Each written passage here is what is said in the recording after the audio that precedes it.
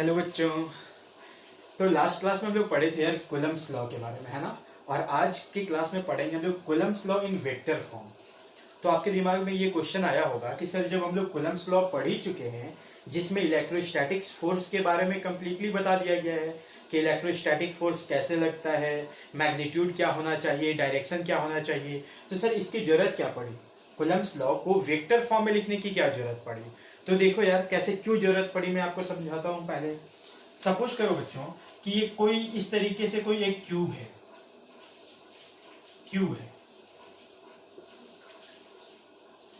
ये अगर इसके हर एक वर्टेक्स पे अगर चार्ज रख दिया जाए, सपोज करो एक क्यू है, यहाँ भी क्यू है, यहाँ भी क्यू है, यहाँ भी क्यू है, चलो यही चार फोर्स मानते हैं बच्चों, चार चार्ज मानते हैं और सबका मैग्नीट्यूड सेम है, सब पॉजिटिव चार्ज क्यू है।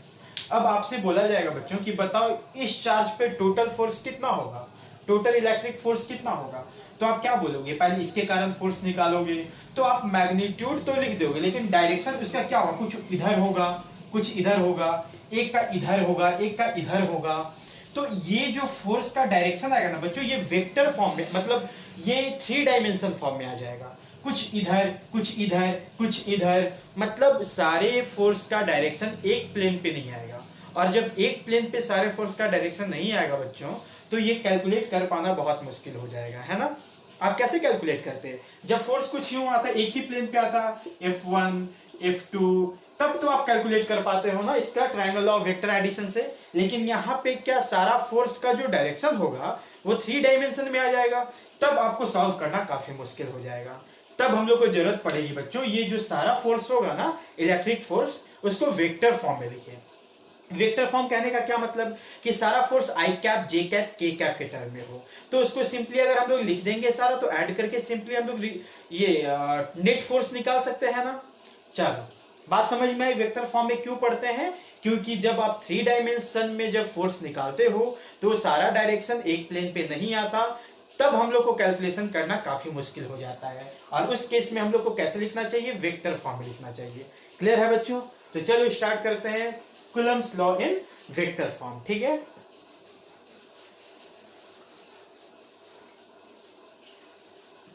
सपोज करो बच्चों कि ये कुछ ऐसा एक कोऑर्डिनेट एक्सिस दिया हुआ है, कुछ यूं, ये एक्स एक्सिस है, ये वाई एक्सिस है और ये इसका ओरिजिन है ना।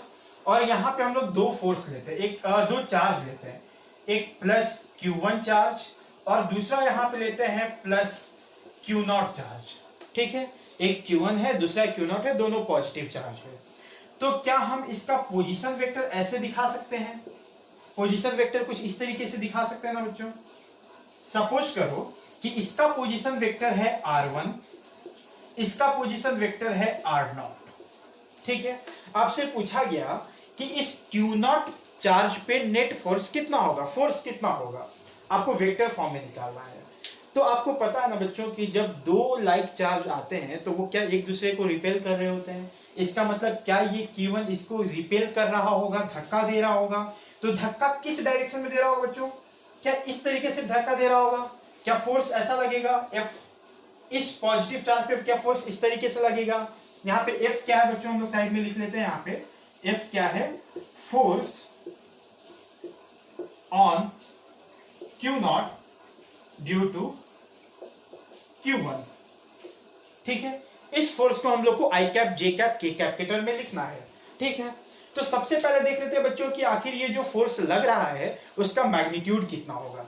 तो आपको पता होगा मैग्नीट्यूड हम लोग कैसे लिखते हैं, फॉर मैग्नीट्यूड, मैग्नीट्यूड क्या कूलम्ब्स लॉ में पढ़ाया गया था कल, फोर्स का मैग्नीट्यूड क्या लिखते हैं बताओ, याद है K Q1 Q2 by R square, K Q1 Q2, तो Q1 है बच्चों, Q2 क्या Q0 है, डिवाइडेड बाई R स्क्वायर ना। R क्या बच्चों, इन दोनों चार्ज के बीच के डिस्टेंस का होल स्क्वायर ना। इन दोनों के बीच का डिस्टेंस थोड़ी देर के लिए हम मान लेते हैं बच्चों R है यूं। और ये जो R डिस्टेंस है ना, हम उसको एक वेक्टर के फॉर्म में अगर लेते हैं कुछ इस तरीके से कि इसका मैग्नीट्यूड इन दोनों के बीच का R ले लेते हैं और डायरेक्शन कुछ ऐसा ले लेते हैं, ठीक है ना। तो क्या हम लोग लिख सकते हैं कि इस वेक्टर के मैग्नीट्यूड का होल स्क्वायर क्या है, क्यों, क्योंकि इन दोनों के बीच का डिस्टेंस तो r ही है। तो क्या बच्चों हम लोग ऐसे लिख सकते हैं r वेक्टर, ये r वेक्टर का मैग्नीट्यूड का होल स्क्वायर, ऐसा लिख सकते हैं ना। चलो तो हम लोग क्या देख लिए कि जो इलेक्ट्रिक फोर्स इस चार्ज पे लग रहा है उसका मैग्नीट्यूड कितना है, कूलम्ब्स लॉ से हम लोग को बहुत आसानी से पता है। लेकिन अभी तो हम लोग को केवल मैग्नीट्यूड नहीं लिखना है, हम लोग को वेक्टर फॉर्म में लिखना है ना, मतलब डायरेक्शन के साथ लिखना है। तो direction I cap, K cap, J cap के टर्म में कैसे लिखेंगे बच्चों, ध्यान से समझना। आप जब वेक्टर पढ़ रहे होगे ना तो उसमें आपको यूनिट वेक्टर पढ़ाया गया होगा, और यूनिट वेक्टर में बताया गया होगा कि किसी भी वेक्टर का जो यूनिट वेक्टर है, किसी भी वेक्टर का जो यूनिट वेक्टर है वो कुछ ऐसे लिखा जाता है बच्चों, unit vector equals to force by magnitude of force. अगर हम ऐसे लिखते हैं बच्चों unit vector along force F, उसका वैल्यू क्या होता है, force by magnitude of that force होता है ना।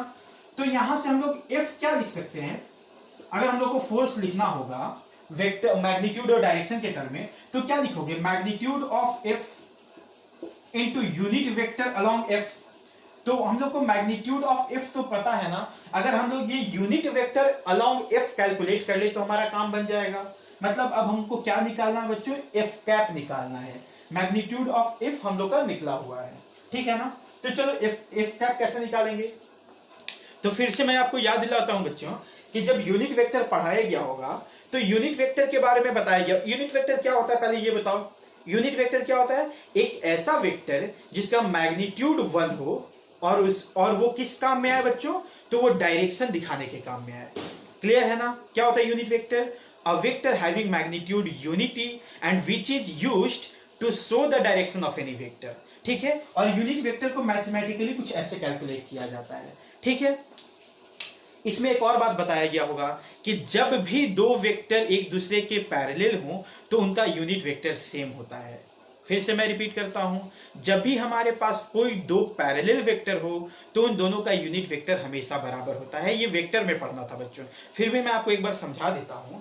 सपोज करो कि हमारे पास कोई भी दो वेक्टर है, कोई भी दो वेक्टर है, सपोज करो दो वेक्टर है, एक वेक्टर ए है और एक वेक्टर बी है। इस तरीके से वेक्टर बी है in such a way that A is parallel to vector B. A और B दोनों पैरेलल है। अगर हम इसका भी यूनिट वेक्टर निकाले और इसका भी यूनिट वेक्टर निकाले बच्चों, इसका यूनिट वेक्टर निकाले और B का यूनिट वेक्टर निकाले, तो जैसे ही मैंने यूनिट वेक्टर निकाला तो क्या मैं इन दोनों का मैग्नीट्यूड 1 कर दिया बच्चों। जैसे ही मैंने यूनिट वेक्टर निकाला तो क्या इसका भी मैग्नीट्यूड 1 हो गया, इसका भी मैग्नीट्यूड 1 हो गया, है ना। और क्या इन दोनों का डायरेक्शन सेम है, समझ में आया कि ए वेक्टर है बी वेक्टर है, दोनों पैरेलल है, इसका यूनिट वेक्टर निकाले और इसका भी यूनिट वेक्टर निकाले तो मैग्नीट्यूड दोनों का एक 1 हो गया और दोनों का डायरेक्शन सेम है। कहने का क्या मतलब कि ये दोनों यूनिट वेक्टर बराबर हो जाएंगे, क्या दोनों बराबर हो जाएंगे ना।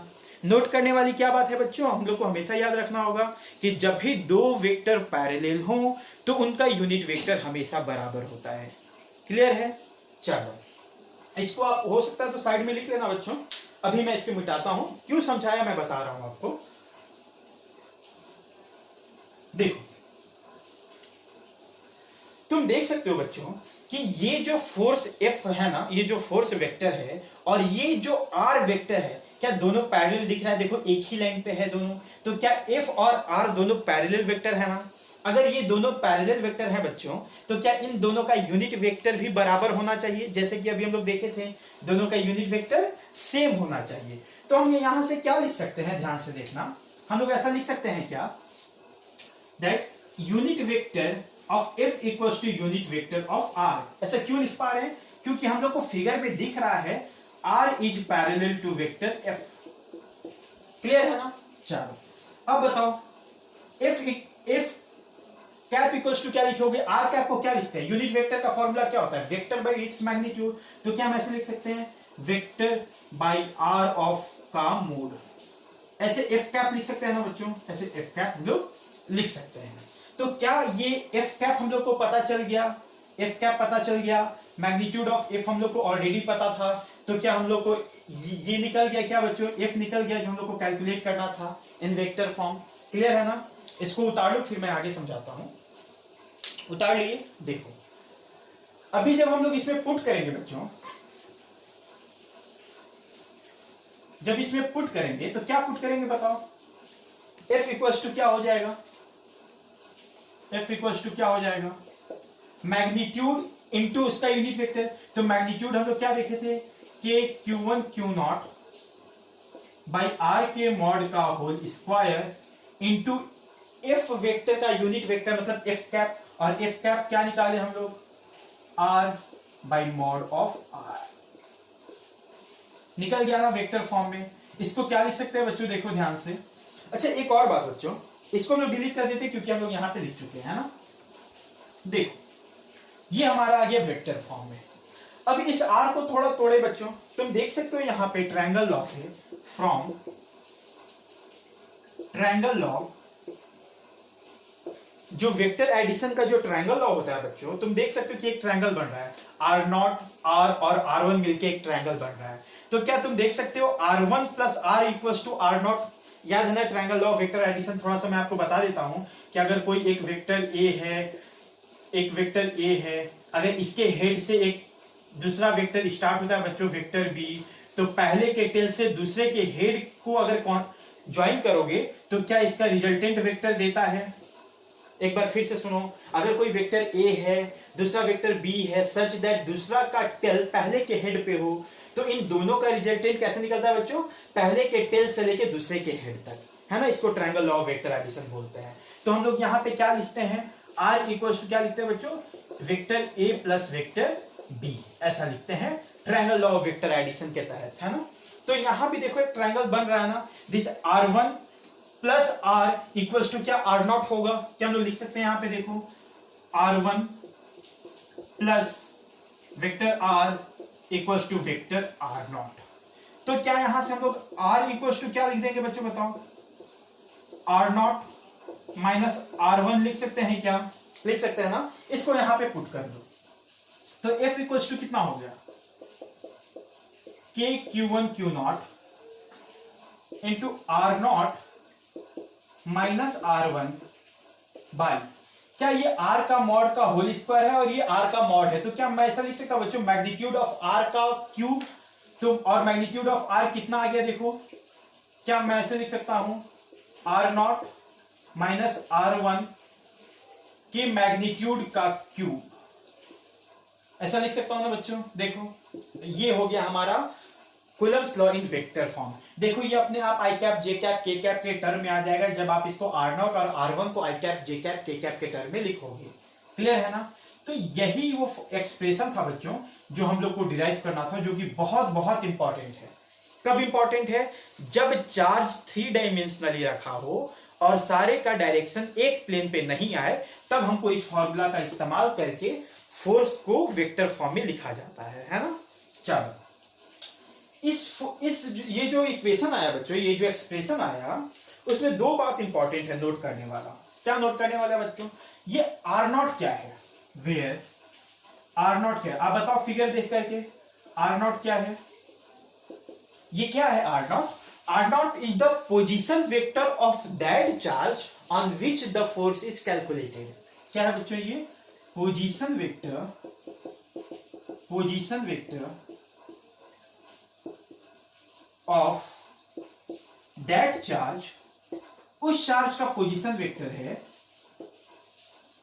On which force is calculated, on which force is calculated. ठीक है ना बच्चों, सिंपल सी बात है, फिगर में दिख रहा है। और ये R1 क्या है बच्चों? R1 क्या है? वो चार्ज का पोजीशन वेक्टर जो फोर्स लगा रहा है ना। इसको क्या लिखोगे बोलो? Position vector of that charge which applied force, जो फोर्स लगा रहा है, विच अप्लाइड फोर्स। क्लियर है ना। चलो इस बात को ध्यान रखोगे बच्चों। एक और बात बहुत इंपॉर्टेंट है कि सर ठीक है आप यहां पे डिराइव कर दिए ये वाला फॉर्मूला, लेकिन आप ये फॉर्मूला तभी डिराइव किए ना जब ये दोनों चार्ज पॉजिटिव हो। दोनों चार्ज मतलब दोनों का चार्ज का नेचर सेम हो, मतलब ये भी पॉजिटिव हो ये भी पॉजिटिव हो, तभी ये Q1 क्या फोर्स इस डायरेक्शन में लगाएगा। या फिर यूं बोले कि दोनों नेगेटिव हो, ये भी नेगेटिव हो, ये भी नेगेटिव हो, तभी तो ये इसको रिपेल करेगा, तभी इस डायरेक्शन में फोर्स होगा ना। तभी हम लोग आर के यूनिट वेक्टर और एफ के यूनिट वेक्टर को बराबर कर दिए और कुछ इस तरीके से हम लोग इक्वेशन ले आए। लेकिन जस्ट उल्टा, अगर इन दोनों का नेचर अलग अलग हो जाए बच्चों, मतलब एक पॉजिटिव हो जाए दूसरा नेगेटिव हो जाए, तो अगर एक पॉजिटिव एक नेगेटिव हो गया तो फोर्स इधर ना लग करके इसके जस्ट अपोजिट डायरेक्शन में लगेगा, जस्ट अपोजिट डायरेक्शन में लगेगा। तो ये जो वेक्टर आ रहा है उसके अपोजिट डायरेक्शन में, मतलब एक यहाँ पे माइनस लगा देंगे तो हमारा काम बन जाएगा, क्या बन जाएगा ना।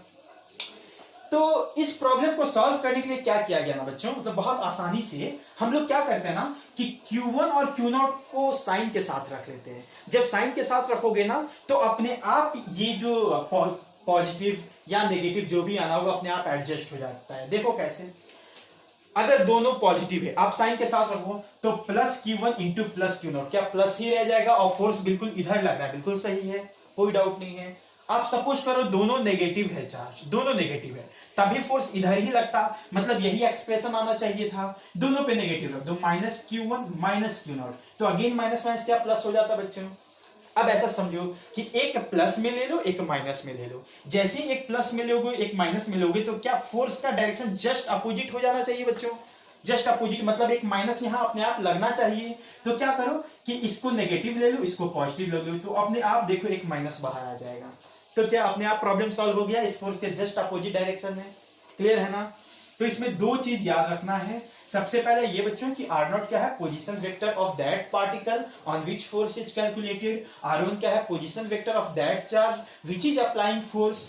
और Q1 Q2 को हमेशा Q1 एंड Q0 को हमेशा साइन के साथ रखेंगे, साइन के साथ रखेंगे, साइन के साथ रखेंगे, है ना। Q1 and Q0 are always put in along with their sign। Sign के साथ रखो बच्चों, अपने आप सब कुछ क्लियर हो जाएगा। बोलो सर ये कैसे, आप तो व्हाट्सएप पे जैसे हम लोग चैट करते हैं वैसे लिख दिए। तो ऐसे व्हाट्सएप पे चैट कर करके हम लोग का इतना आदत हो जाता है बच्चों ना कि ऐसे समझ में ज्यादा आता है, इसलिए मैंने ऐसे लिख दिया, ठीक है ना। चलो फिर से मैं बताऊं कि वेक्टर फॉर्म की जरूरत क्यों पड़ी बच्चों। जब 3 डायमेंशन में पार्टिकल रखे हों तब हम लोग को एनालाइज कर पाना उसका डायरेक्शन काफी मुश्किल हो जाता है, तब हम लोग उसको वेक्टर फॉर्म में लिखते हैं ताकि आई cap J cap K cap के टर्म में आए और आसानी से प्रॉब्लम सॉल्व हो जाए। तो उसको वेक्टर फॉर्म में कुछ ऐसे लिखते हैं जिसमें R0 क्या होता है, उस पार्टिकल का पोजीशन वेक्टर जिस पे निकालते हैं, R1 उस पार्टिकल का पोजीशन वेक्टर जो फोर्स लगाता है, और Q1 और Q0 को बच्चों साइन के साथ रखते हैं जब वेक्टर फॉर्म में निकालना हो तब। याद रखना जब वेक्टर फॉर्म में निकालना हो तब ही, नॉर्मल कूलम्स लॉ में मत रखना, उसमें मैग्नीट्यूड रखते थे, ठीक है ना। क्लियर है। चलो इसको उतार लो, फिर मैं रब करो आगे बढ़ो। आगे बढ़ते हैं बच्चों।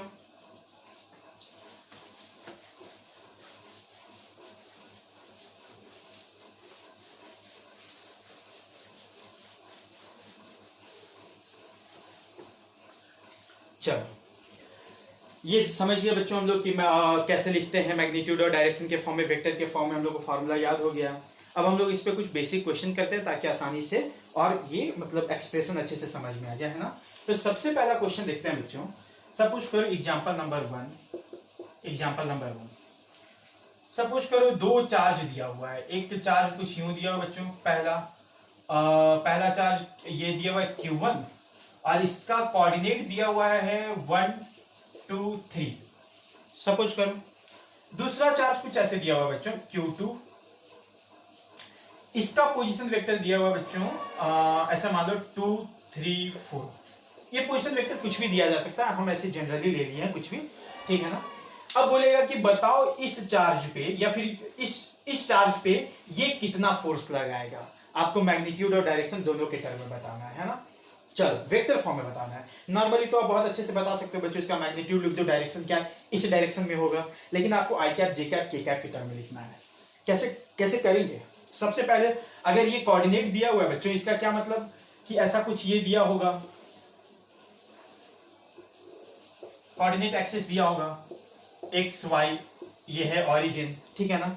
तो यहाँ पे सपोज कर लो कि इसका पोजीशन वेक्टर है R1 और इसका पोजीशन वेक्टर है बच्चों R2। क्या मेरे को इस पे फोर्स निकालना है? तुम देख सकते हो क्या ये इस पे फोर्स ऐसे लगा रहा होगा, यूं ये फोर्स ऐसे लगा रहा होगा बच्चों। इस पे हम लोग को क्या निकालना है? एफ निकालना। और एफ क्या है? Force on Q2 due to Q1, है ना। चलो, तो अब हम लोग इतना डायग्राम बनाने की भी जरूरत नहीं थी बच्चों, ये तो मैं डायग्राम बनाया ताकि आपको साफ साफ दिखाई दे। हम लोग को सीधा फॉर्मूला पे पुट करना था, हमारा आंसर आ जाता। अकॉर्डिंग टू फॉर्मूला क्या था बच्चों? फोर्स इक्वल्स टू, बताओ क्या था formula? K Q1 Q0 into क्या था बच्चों? R0 minus R1। R0 क्या था? जिस उस पार्टिकल का पोजीशन वेक्टर जिस पे फोर्स निकालना हो। तो क्या फोर्स मेरे को इस पे निकालना है? इस पे निकालना है ना, तो इसका पोजीशन वेक्टर लिख दो। इसका पोजीशन वेक्टर क्या है बच्चों? R2 है माइनस इसका पोजीशन वेक्टर।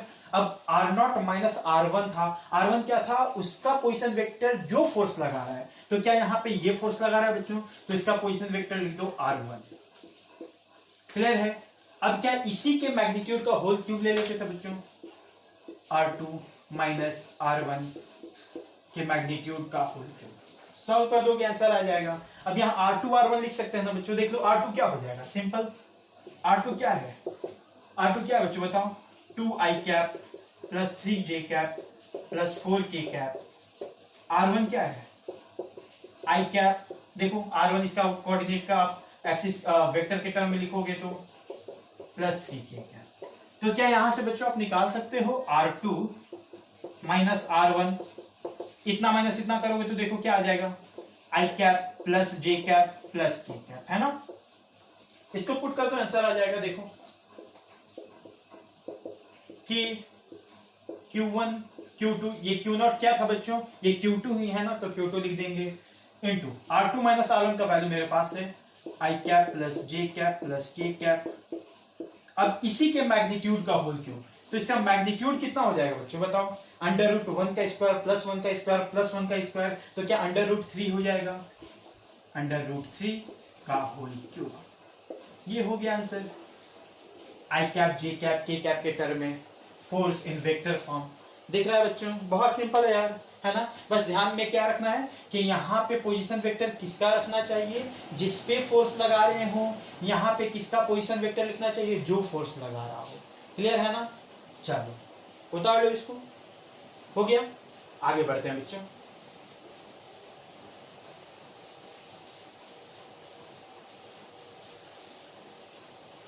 एक और अच्छा क्वेश्चन देखते हैं हम लोग। Example number 2।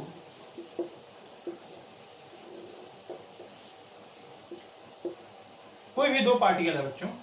सपोज करो कि एक पार्टिकल है Q1, दूसरा पार्टिकल है Q2 और तीसरा पार्टिकल है Q3। तीनों का कोऑर्डिनेट दिया हुआ है। सपोज करो 2 3 4 है, इसका कोऑर्डिनेट 1 4 2 है, इसका कोऑर्डिनेट है बच्चों मान लो 2 1 6 है। ऐसा कुछ भी कोऑर्डिनेट अगर दिया हुआ है तो आपसे बोला जाएगा कि Q2 पे नेट फोर्स बताओ। क्वेश्चन यही है कि Q2 पे नेट फोर्स बताओ। Find if net force on Q2। आपको वेक्टर फॉर्म लिखना है बच्चों, आई cap J cap K cap के टर्म में। बहुत आसान है यार। इस चार्ज पे इस चार्ज के कारण फोर्स निकाल दो, आई cap J cap K cap के टर्म में। फिर इस चार्ज के कारण इस चार्ज पे फोर्स निकाल दो, दोनों को वेक्टोरियली ऐड कर दो, आंसर आ जाएगा, है ना। बहुत सिंपल है। सबसे पहले हम लोग क्या करते हैं बच्चों? देखो फोर्स ऑन 2 ड्यू टू 1। ये क्या है बच्चों? मैं लिख देता हूं यहाँ पे, force on charge Q2 due to Q1 के कारण Q2 पे फोर्स ऑन 2, ये 2 है बच्चों, फोर्स ऑन 2 ड्यू टू 1। कैसे लिखोगे? बहुत सिंपल फॉर्मूला क्या था? K Q1 Q2 मल्टीप्लाई कर दो बच्चों। क्या साइन के साथ रखते हैं? तो पहला का साइन क्या है? Plus Q1। दूसरा क्या है? देखो plus Q2 into R0 minus R1, है ना। R0 क्या था? उस पॉइंट, उस पार्टिकल का पोजीशन वेक्टर जिस पे निकालना है, क्या मेरे को Q2 पे निकालना है बच्चों, तो क्या पोजीशन वेक्टर R0 की जगह पे उसका लिख देंगे, मतलब I कैप, सॉरी इसका पोजीशन वेक्टर लिख दो I cap plus 4J cap plus 2K cap minus उसका, अब उस पार्टिकल का पोजीशन वेक्टर लिखते हैं जो फोर्स लगा रहा है, तो क्या यहाँ पे Q1 फोर्स लगा रहा है बच्चों, तो उसका पोजीशन वेक्टर माइनस कर दो, तो क्या minus 2I cap 1J cap plus 6K cap. अब क्या जो वेक्टर यहां आता था बच्चों उसी के मैग्नीट्यूड का होल क्यूब ले लेते थे, होल क्यूब ले लेते थे, तो ये सॉल्व करने पे कितना आ जाएगा बच्चों, देखो कितना हो जाएगा, माइनस आई कैप, इसको थोड़ा सॉल्व करके अगर यहीं पे लिख दो बच्चों, थोड़ा ध्यान देना, अगर इसको सॉल्व करके लिखूं तो क्या आ जाएगा बोलो, i cap minus 2I cap, मतलब minus i cap 4J cap minus J cap, मतलब 3J cap 3J cap 2K cap minus 6K cap, तो माइनस 4K कैप, है ना। इसको सॉल्व करने के बाद ये आ रहा है, तो क्या जो वेक्टर यहाँ पे R0 माइनस R1 होता था बच्चों उसी के मैग्नीट्यूड का होल क्यूब हो जाता था, तो इसके मैग्नीट्यूड का होल क्यूब कर दो, तो इसके मैग्नीट्यूड का होल क्यूब करोगे तो कितना आ जाएगा, अंडर रूट, इसका मैग्नीट्यूड कितना हो जाएगा बच्चों, अंडर रूट -1 का होल स्क्वायर प्लस 3 का होल स्क्वायर प्लस -4 का होल स्क्वायर, तो कितना हो जाएगा 1 प्लस 9 प्लस 16, क्या 26 हो गया बच्चों, हाँ 9 प्लस 1 10 और प्लस 16 26, तो कितना हो गया रूट 26 का होल क्यूब।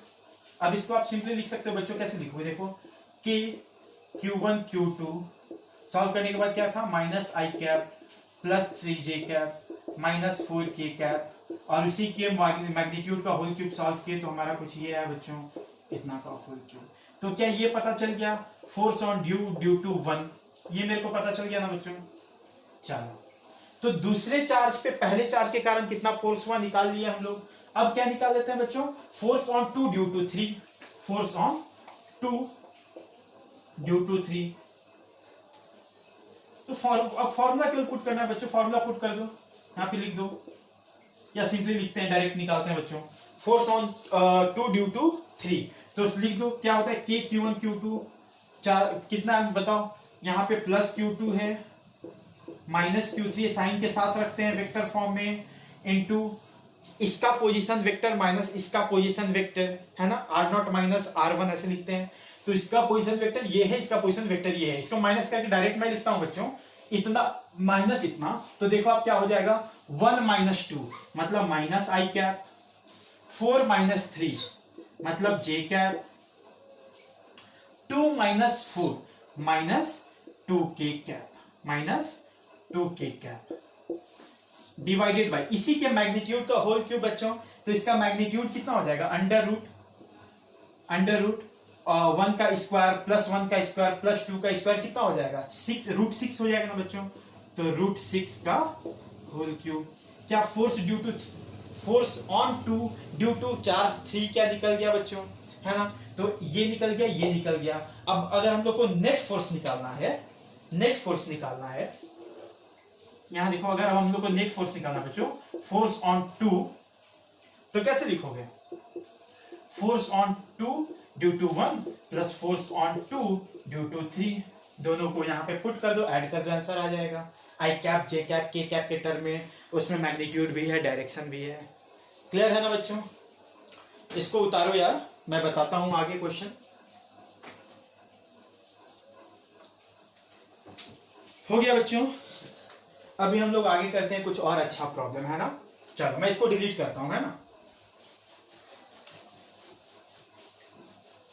आप देख सकते हो बच्चों, यहाँ पे केवल मैकेनिक्स आ रहा है, वेक्टर्स आ रहा है, आपको वेक्टर्स नहीं आएगा, सिंपल वेक्टर एडिशन प्रोजेक्शन क्या होता है, तो आप इसमें आगे नहीं बढ़ पाओगे, तो आपका वेक्टर क्लियर होना चाहिए, है ना। फिर भी यहाँ पे मैं कोशिश कर रहा हूँ, अगर आप नहीं भी पढ़े होंगे तो मैं बहुत कुछ यहीं पे समझाते जा रहा हूँ, है ना।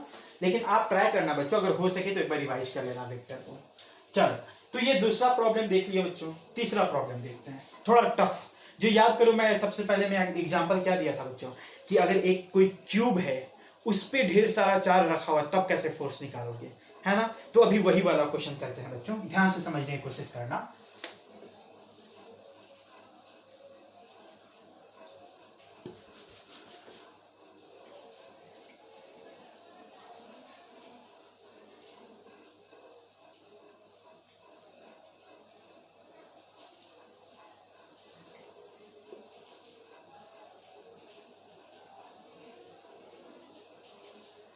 ये क्यूब है बच्चों, क्या है ये? क्यूब है ना। यहाँ पे मैं लिख देता हूं cube of side 1 metre. Suppose करो बच्चों कि ये क्यूब है जिसका हर साइड का लेंथ कितना है? 1 मीटर है, और इसके हर एक वर्टेक्स पे चार्ज रखा हुआ है। सपोज करो क्यू क्यू रखा हुआ है सब पे, यहाँ भी क्यू रखा हुआ है बच्चों, प्लस क्यू, यहाँ भी क्यू रखा हुआ है, यहाँ भी क्यू रखा हुआ है, हर एक वर्टेक्स पे क्यू रखा हुआ है।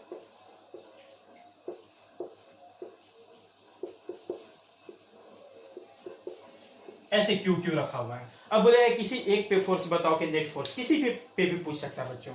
थोड़ा देर के लिए हम लोग क्या करते हैं, नंबरिंग कर लेते हैं ना। इसको मान लेते हैं बच्चों 1, इसको मान लेते हैं 2, इसको मान लेते हैं 3, इसको मान लेते हैं 4, इसको मान लेते हैं 5, इसको 6, इसको 7, इसको 8, है ना। अब सपोज करो कि 1 पे भी पूछ सकता है, 6 पे भी पूछ सकता है, 5 पे भी पूछ सकता है कि नेट फोर्स कितना लगेगा। तो हम थोड़ी देर के लिए मान लेते हैं बच्चों की क्वेश्चन पूछा गया कि 6 नंबर वाले चार्ज पे टोटल फोर्स, नेट फोर्स कितना लगेगा बताओ। कैसे निकालोगे?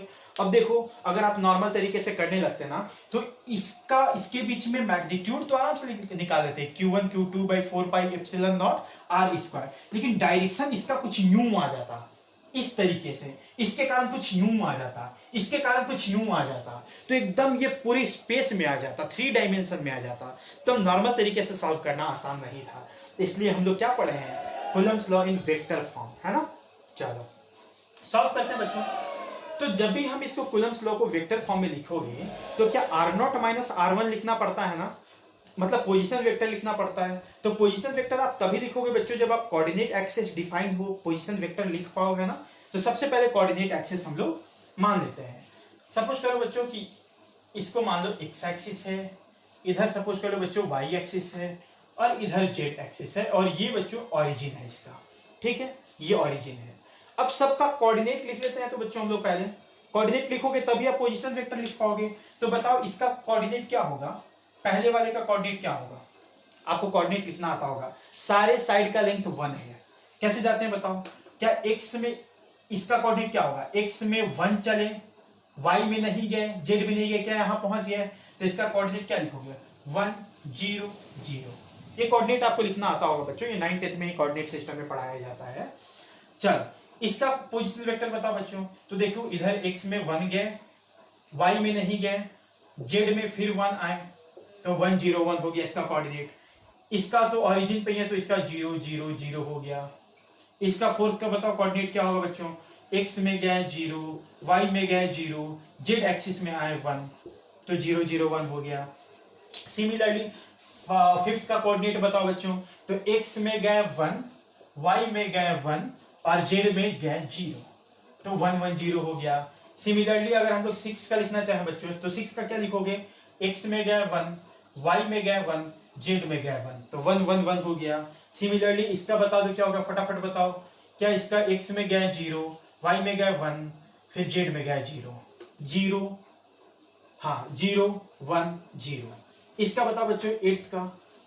तो x में गए, हाँ x में 0, x में नहीं गए बच्चों, y में गए 1, फिर z में गए 1, है ना। बताओ 0 1 1, ठीक है, क्लियर है ना। एक बार फिर से देख लो, कोऑर्डिनेट में अगर गड़बड़ होगा तो फिर हमारा सारा क्वेश्चन गलत हो जाएगा।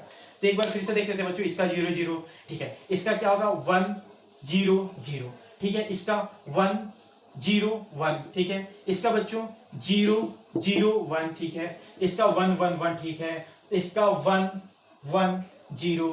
इसका कितना हो जाएगा बच्चों, x में नहीं गया तो 0, y में 1 गया तो 1, z में नहीं गया तो 0, फिर इसका बच्चों x में नहीं गया तो 0, y में 1 गया, फिर z में 1 आए तो 1। क्लियर है ना, इसको अच्छे से मिला लेना यार, ठीक है। अब चलो हम लोग को फोर्स निकालना है। क्वेश्चन क्या है बच्चों, क्वेश्चन हमारा क्या है, find F net on charge at vertex number 6, vertex number 6 पे जो चार्ज है बच्चों उस पे नेट फोर्स निकालना है। तो वेक्टर फॉर्म में निकालना पड़ेगा। तो सबसे पहले हम लोग क्या निकाल देते हैं, force on 6 due to 1, force on 6 due to 1, तो फोर्स ऑन 6 ड्यू टू 1 लिख लेते हैं बच्चों हम लोग। कैसे लिखोगे बताओ? K Q1 Q2 R0 minus R1 by R0 minus R1 के मॉड का क्यूब। ठीक है, मैं बार बार नहीं बोलूंगा बच्चों, आपको याद हो गया होगा आई थिंक। मैं फटाफट लिखता हूं, आप देखना। ठीक है ना, क्या लिखेंगे बोलो? K Q1 Q2 मतलब K square into R0 minus R1। R0 क्या है? इस पे फोर्स निकालना है। R1 क्या है? जो फोर्स लगा रहा है। तो यहाँ पे R0 कौन है बच्चों? क्या इस पे हम लोग को फोर्स निकालना है 6 नंबर चार्ज पे, तो इसका पोजीशन वेक्टर माइनस पहले वाले के कारण पोजीशन वेक्टर है ना। फोर्स ऑन 6 ड्यू टू 1, इसका क्या मतलब है बच्चों? फोर्स ऑन 6 ड्यू टू 1, तो के क्यू स्क्वायर R0 क्या है? तो 6 का पोजीशन वेक्टर माइनस किसका पोजीशन वेक्टर? जो फोर्स लगा रहा है। फोर्स यहाँ पे कौन लगा रहा है? क्या 1 लगा रहा है? 1 का है बच्चों, ये है ना। तो क्या करेंगे? इतना माइनस इतना, तो देखो R0 मतलब दिस माइनस दिस, तो दिस माइनस दिस करोगे बच्चों तो 1 माइनस 1 0, 1 माइनस 0 1, 1 माइनस 0 1, तो कितना हो गया बताओ? हाँ, जे कैप प्लस के कैप, है ना। मैंने डायरेक्ट लिख दिया बच्चों R0 माइनस R1, आपको ध्यान रखना होगा R0 माइनस R1 मैं लिख चुका हूं। ठीक है, इतना माइनस इतना। R0 क्या था? जिस पे फोर्स निकाले उसका पोजीशन वेक्टर। R1 क्या था? जो फोर्स लगा रहा है उसका पोजीशन वेक्टर। तो इतना माइनस इतना कर दिए बच्चों, तो हमारे क्या आ गया? जे कैप प्लस के कैप। अब क्या करते हैं बच्चों? इसी के मॉड का होल क्यूब, तो इसका मैग्नीट्यूड कितना हो जाएगा? Under root 1 square plus 1 square मतलब रूट 2, तो कितना हो गया बच्चों? रूट 2 का होल क्यूब। क्लियर है ना। तो ये आ गया force on 6 due to 1। Similarly आप निकालो बच्चों फोर्स ऑन 6 ड्यू टू 2। बताओ, अगेन फॉर्मूला पुट करो बच्चों, के क्यू स्क्वायर 6 का पोजीशन वेक्टर माइनस 2 का पोजीशन वेक्टर, 6 का पोजीशन वेक्टर माइनस 2 का पोजीशन वेक्टर। 2 का पोजीशन वेक्टर कहां बच्चों? ये वाला है ना। तो इतना माइनस इतना करेंगे तो कितना हो जाएगा? 1 माइनस 1 गया, 1 माइनस 0 1 हो गया, मतलब कितना हो गया बच्चों? जे कैप। जे कैप भाई इसी के मैग्नीट्यूड का होल क्यूब, तो इसका मैग्नीट्यूड 1 ही है, आ गया। अगला क्या करेंगे बच्चों? Force on 6 due to 3, force on 6 due to 3, तो अगेन क्या हो जाएगा बच्चों? क्या के क्यू स्क्वायर 6 का पोजीशन वेक्टर माइनस 3 का पोजीशन वेक्टर, मतलब इतना माइनस इसका, तो इतना माइनस इतना करोगे तो वही रहेगा बच्चों। देखो I cap J cap K cap by इसका मैग्नीट्यूड का होल क्यूब, मतलब रूट 3 का होल क्यूब। आगे force on 6 due to 4, force on 6 due to 4 फिर से निकालो बच्चों। क्या के क्यू स्क्वायर हो गया 6 का पोजीशन वेक्टर इतना माइनस फोर्थ का पोजीशन वेक्टर। फोर्थ का पोजीशन वेक्टर क्या ये है बच्चों? तो इतना माइनस इतना करोगे तो देखिए कितना आ जाएगा? 1 माइनस 0 1 आई कैप प्लस 1 जे कैप, मतलब 1 माइनस 1 के कैप वाला कैंसिल हो गया। अब इसी के मैग्नीट्यूड का होल क्यूब, किसका मैग्नीट्यूड क्या? रूट 2 हो गया बच्चों बाई होल क्यूब। आगे बताओ फोर्स ऑन 6 ड्यू टू 5, 6 का पोजीशन वेक्टर माइनस 5 का पोजीशन वेक्टर, मतलब इतना माइनस इतना, तो देखो 1 माइनस 1 गया, 1 माइनस 1 गया, 1 माइनस 0 1 आ गया, मतलब के कैप इसी के मैग्नीट्यूड का होल क्यूब। आ गया बच्चों फोर्स ऑन 6 ड्यू टू 5। अब अगला क्या निकलेगा बच्चों? फोर्स ऑन 6 ड्यू टू 7, है ना बच्चों। फोर्स ऑन 6 ड्यू टू 6 का तो कोई मतलब नहीं हुआ, फोर्स ऑन 6 ड्यू टू 6, 1 2 3 4 5 6। ठीक है बच्चों, बताओ क्या K Q square into position vector of 6 minus position vector of R, तो 6 माइनस 7th वाला कहां है बच्चों? बताओ 7th वाला ये है, तो इतना माइनस इतना करो तो कितना आ जाएगा? 1 माइनस 0 आई कैप, 1 माइनस 1 गया, फिर 1 माइनस 0 कितना आ गया बच्चों? के कैप, इसी के मैग्नीट्यूड का होल क्यूब, है ना, इसके मैग्नीट्यूड का होल क्यूब। सिमिलरली एक और बची है बच्चों, फोर्स ऑन 6 ड्यू टू 8, के क्यू स्क्वायर 6 का पोजीशन वेक्टर माइनस 8 का पोजीशन वेक्टर, मतलब इतना माइनस इतना, तो 1 माइनस 0 आई कैप, 1 माइनस 1 गया, 1 माइनस 1 गया, तो क्या यही हो गया बच्चों, है ना। और इसका मैग्नीट्यूड का होल क्यूब, होल क्यूब। तो क्या फोर्स ऑन 6 ड्यू टू 8 भी आ गया बच्चों? क्या इस 6th पे लग रहा हुआ सारा फोर्स को क्या हम लोग आई cap J cap K cap के टर्म में लिख चुके हैं? अब हम लोग को क्या निकालना है? एफ नेट इफ नेट तो ऐड कर दोगे बच्चों सारा।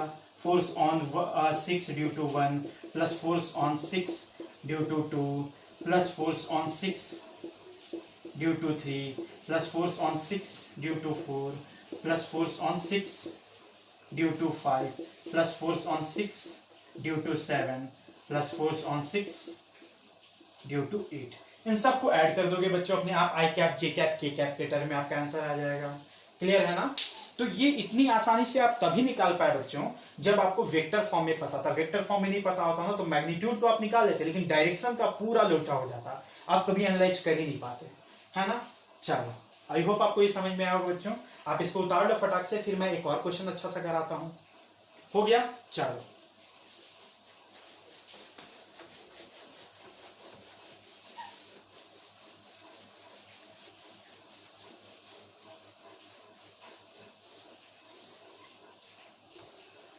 एक और बहुत अच्छा सा क्वेश्चन कराता हूं बच्चों, ध्यान से देखना। Example number 5।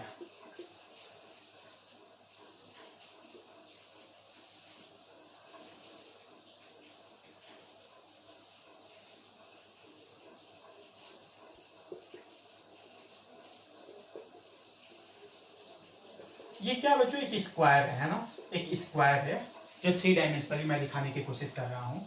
और इस स्क्वायर के सेंटर से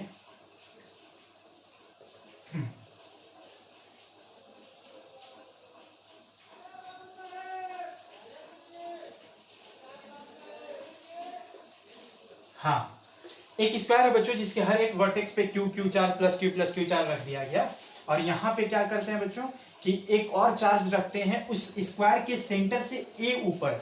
ठीक है ना? मैं आपको एक एग्जांपल दिखाता हूं बच्चों, इसका क्या मतलब हुआ।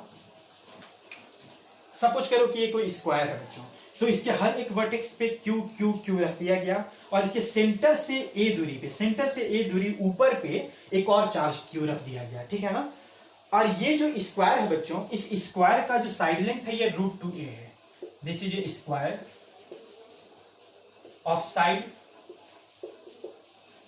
√2a। कितना साइड बच्चों इसका? √2a √2a √2a √2a। और स्क्वायर के सेंटर से a हाइट ऊपर पे एक और पॉजिटिव चार्ज क्यों रख दिया गया। अब क्वेश्चन ये है बच्चों कि इस पे बताओ कितना फोर्स होगा, नेट फोर्स।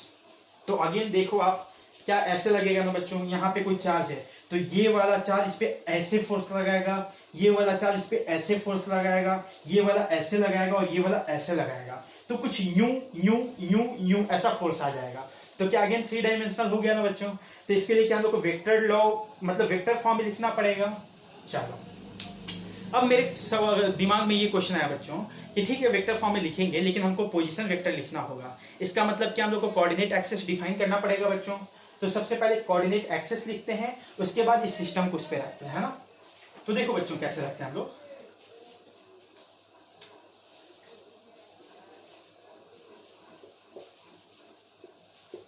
सपोज करिए एक्स एक्सिस है, वाई एक्सिस है और ये ऑरिजिन है ना?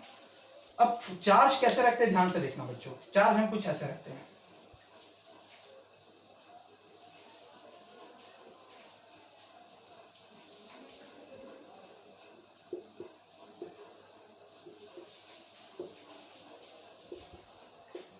क्या ये एक स्क्वायर है बच्चों? इन सब का साइड √2a है, √2a है, ये सब का साइड √2a है। अब जब हम इसको ऐसे रख दिए बच्चों तो जो पांचवा चार्ज है, ये पहला दूसरा तीसरा चौथा, जो पांचवा चार्ज कहाँ आ जाएगा? क्या इस प्लेन के परपेंडिकुलर डायरेक्शन क्या जेड एक्सिस पे आ जाएगा? मतलब ये अगर जेड एक्सिस ऐसे बाहर निकला हुआ है बच्चों, जेड एक्सिस ऐसे, तो यहाँ पे कुछ है ना पांचवा चार्ज, ये वाला क्यू, जिसपे हमको फोर्स निकालना है। क्लियर है ना? इसको नाम दे देते हैं बच्चों 5 नंबर। ठीक है, तो यहाँ वाला जो है 5वें नंबर पे यहाँ पे है। अब क्या करते हैं बच्चों, हम लोग इसमें नंबरिंग कर लेते हैं। ये पहला, ये दूसरा, ये तीसरा, ये चौथा और पांचवा हमारा यहाँ पे है बच्चों। ठीक है ना? यहाँ पे।